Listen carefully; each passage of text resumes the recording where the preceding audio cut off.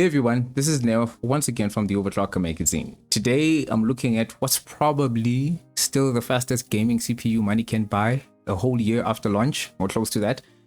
Why? Well, we're expecting Ryzen 9000 to announce sometime this year, but in the meantime, the Ryzen 7 7800X3D is selling for record low prices at $8,600 at Progenics or $370 on Amazon. A fantastic price for what is an incredible gaming CPU. No need to go over the basics as it's not new, but for the uninitiated for some reason, it's a Zen 4 based single CCD housing 8 cores, but it gains an additional 64 megabytes of L3 cache, giving it a total of 96 megabytes. The cache being where all the magic happens and what sets it apart. It gets moderate 5 GHz boost clock and a 4.2 GHz base clock. A year later, and it seems the CPU is still the one to beat for gamers. I tested a wide variety of applications, not just games, so we can hopefully get a more complete picture. Where the Ryzen 7 7800X3D is strong, it's incredibly so. Where it falls behind, it's not unexpected. So without further delay on my side, let's just get to the performance figures. But before then, I have to let you know that I did all my testing on the Gigabyte B650E Aorus Elite X AXIs, whose review you can check out in the description below. We will look at gaming last, but first up, we have IDA 64 memory bandwidth. Not so much to see here. Intel walks away with it at its default DDR5 5600 speeds. Even AMD's DDR5 8000 results don't change that much. We then turn to Geekbench 6. Again, we see that overclocking the memory on the 7800X3D is just about the only thing you can really do to gain some additional performance. It also yields useful gains in the multi-core tests, not bad at all again. We then get to video encoding in Handbrake. Switching from the default DDR5 5200 to DDR5 8000 sees the 7800X3D gain a whole 8 seconds in performance. If you do a lot of video encoding that is on the CPU for some reason, this is a worthwhile OC for you. Now we can move on to the actual gaming benchmarks, which is what this entire video is about.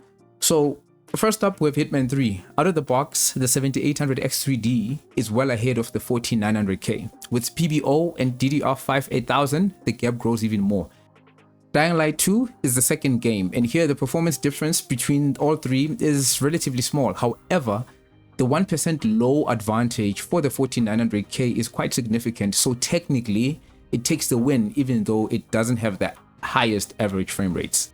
Metro Exodus, the Enhanced Edition, hands the reins back to the Ryzen 7 7800X3D.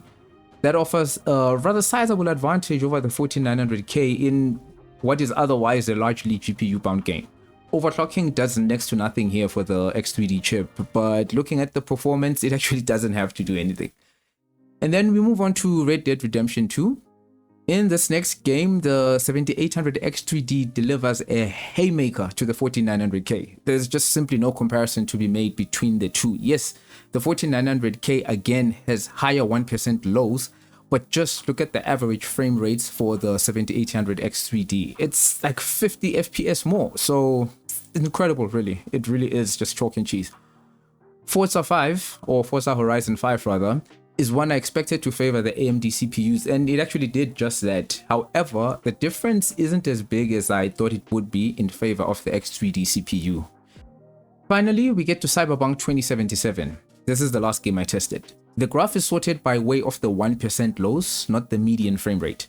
Here, the 7800X3D is leading the way once again. Overclocking the memory on the CPU helps the 1% lows, bringing them up to 14900K levels. Still, this is yet another title where the 7800X3D takes the lead.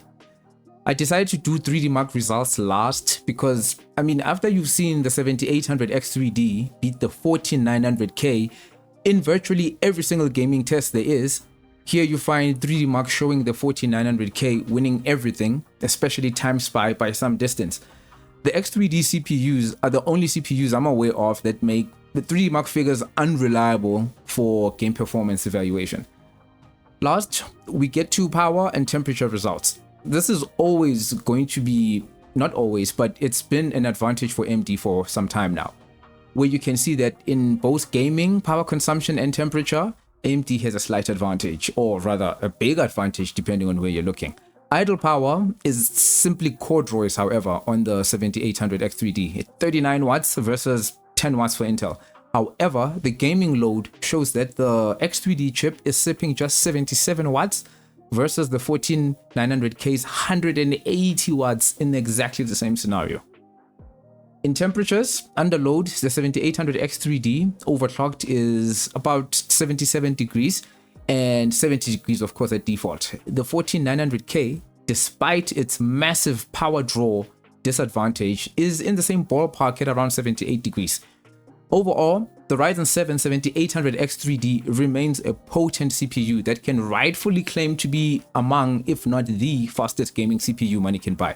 It makes a compelling case for itself as well because the motherboards that go with it are actually rather affordable. Like I said, the Aorus B650E Elite X is an option. The 7800X3D and that motherboard actually costs less than a single 14900K chip.